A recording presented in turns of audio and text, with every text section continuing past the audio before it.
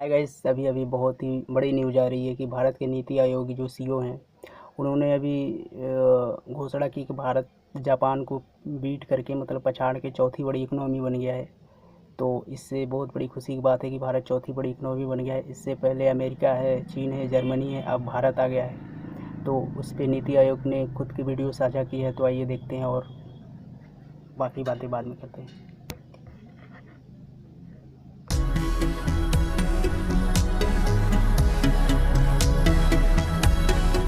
भारत का नाम विश्व में दमक उठा है।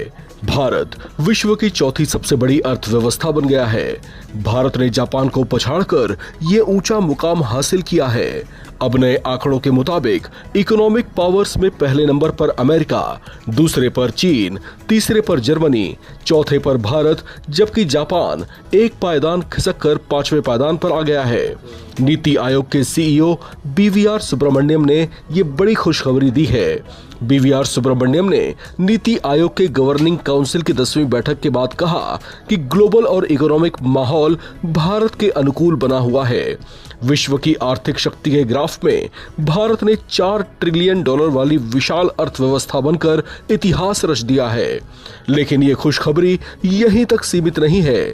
नीति आयोग के प्रेडिक्शंस के मुताबिक तेजी से बढ़ती अर्थव्यवस्था के तौर पर भारत जल्दी ही जर्मनी को भी पछाड़ सकता है और दुनिया की तीसरी सबसे बड़ी अर्थव्यवस्था बन सकता है। नीति आयोग के सीईओ ने कहा कि हम अपनी योजना पर काम कर रहे हैं और अगर सब कुछ सही रहता है तो अगले 2.5-3 सालों में जर्मनी को पीछे छोड़ते हुए हम दुनिया की तीसरी सबसे बड़ी इकोनॉमी बन जाएंगे। उन्होंने कहा कि भारत ने ये मुकाम ऐसे समय में हासिल किया है जब यूएस टैरिफ के चलते दुनिया भर में हलचल है, लेकिन अमेरिकी राष्ट्रपति डोनाल्ड ट्रंप भी भारत की ग्रोथ को नहीं रोक सके हैं। सुब्रमण्यम ने कहा कि भारत एक ऐसे चरण में है जहां ये बहुत तेजी से विकास कर रहा है, जैसा कि अतीत में कई देशों ने किया। भारत को अगले 20 से 25 वर्षों के लिए जनसांख्यिकी लाभांश का वरदान मिला है, जिससे हम तेजी से विकास कर सकते हैं। प्रधानमंत्री ने सभी राज्यों से अपने स्तर पर विजन दस्तावेज तैयार करने का आह्वान किया था। इसमें भारत के विकास का खाका पहले से ही दिख रहा है। नीति आयोग के प्रमुख ने प्रधानमंत्री नरेंद्र मोदी का जिक्र करते हुए कहा कि पीएम मोदी ने राज्यों से विकसित भारत का आह्वान इसलिए किया है क्योंकि ये एक लंबी यात्रा है। भारत की इस बड़ी आर्थिक छलांग पर केंद्रीय मंत्री जितेंद्र सिंह ने एक्स पर एक मैसेज शेयर करते हुए लिखा कि भारत जापान से आगे निकलकर दुनिया की चौथी सबसे बड़ी अर्थव्यवस्था बन गया है। केंद्रीय मंत्री जितेंद्र सिंह ने कहा कि भारत एक विकसित देश बनने की ओर तेजी से बढ़ चला है। ये भारत की बड़ी छलांग है। इस बड़ी उपलब्धि के लिए उन्होंने पीएम मोदी के प्रयासों की सराहना की और आभार भी जताया। विशेषज्ञों की माने तो वित्त वर्ष 2025 की चौथी तिमाही में देश की जीडीपी ग्रोथ रेट 6.8% रह सकती है। देश की इकोनॉमी इस दौरान तेजी से बढ़ी है। इसके इसी रफ्तार से बने रहने की उम्मीदें हैं। भारत में दुनिया भर के इन्वेस्टर्स भरोसा जता रहे हैं। पिछले कुछ महीनों में विश्व में देखी गई उथल-पुथल का फायदा भी भारत को मिला है। नीति आयोग के सीईओ बीवीआर सुब्रमण्यम ने ट्रंप के एप्पल आईफोन के मैन्युफैक्चरिंग और भारत वाले बयान पर प्रतिक्रिया देते हुए कहा कि हमें उम्मीद है कि अमेरिका में बिकने वाले एप्पल आईफोन का निर्माण अमेरिका में ही होगा, न कि भारत में या किसी और जगह पर। आगे टैरिफ क्या होगा अभी ये कहना मुश्किल है। हालांकि हम निर्माण के लिए सस्ती जगह जरूर हैं।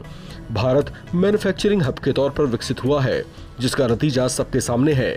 नीति आयोग के सीईओ बीवीआर सुब्रमण्यम ने पीएम मोदी के विकसित राज्य के विजन का भी जिक्र किया। Agenda for the meeting was actually basically two items apart from an action taken report.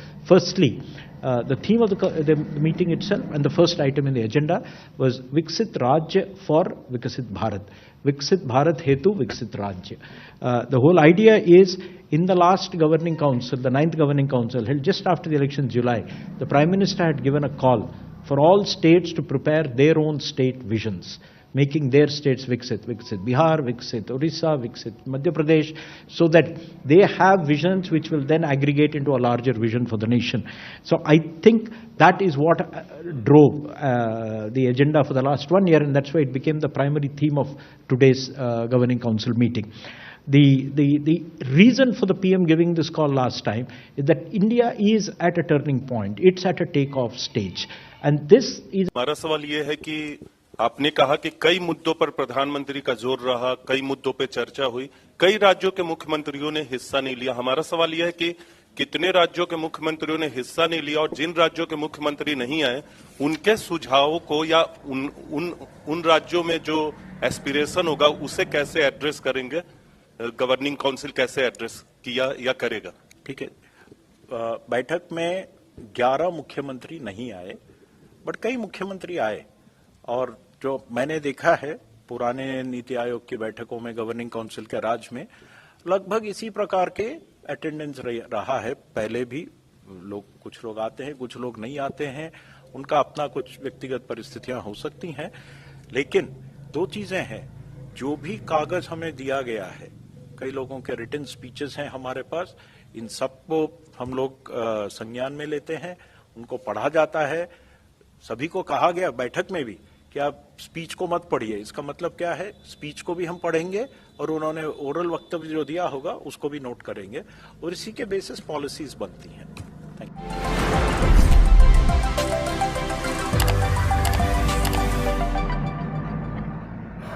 हाँ गाइस, इसी के साथ वीडियो हुआ ख़त्म।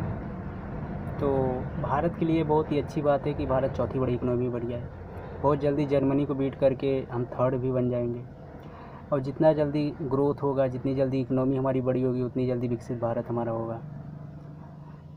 तो आई होप बेटर देन। मिलते हैं नेक्स्ट वीडियो में।